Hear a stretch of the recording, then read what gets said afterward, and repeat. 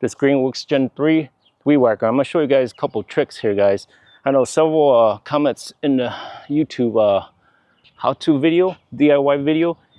Some of you are saying that you're having issues using the low and go.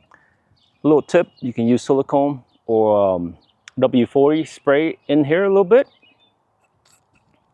Give it a little spray on both sides.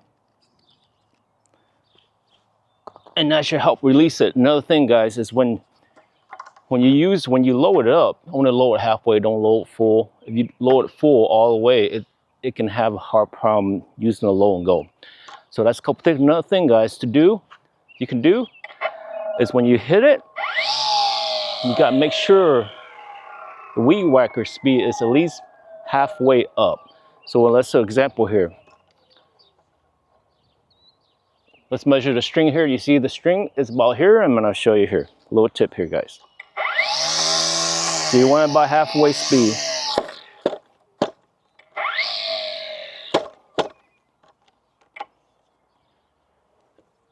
And you can see how it released it a little bit.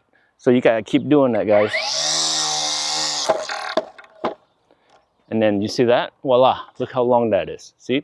That's the way, that's how you use the low and go. That's a little tip. Put a little bit W4 or some silicone spray in there. And then when you do use it, you gotta hit it. Make sure the speed is at least halfway up. Because you don't do that, you're gonna have a hard time. Okay, guys? See, look how nice that looks. See? Okay.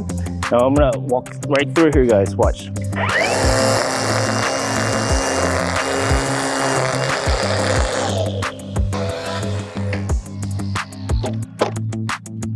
Running out string again, so I got speed up, tap it.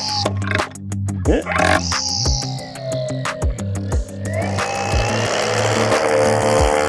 Look at that.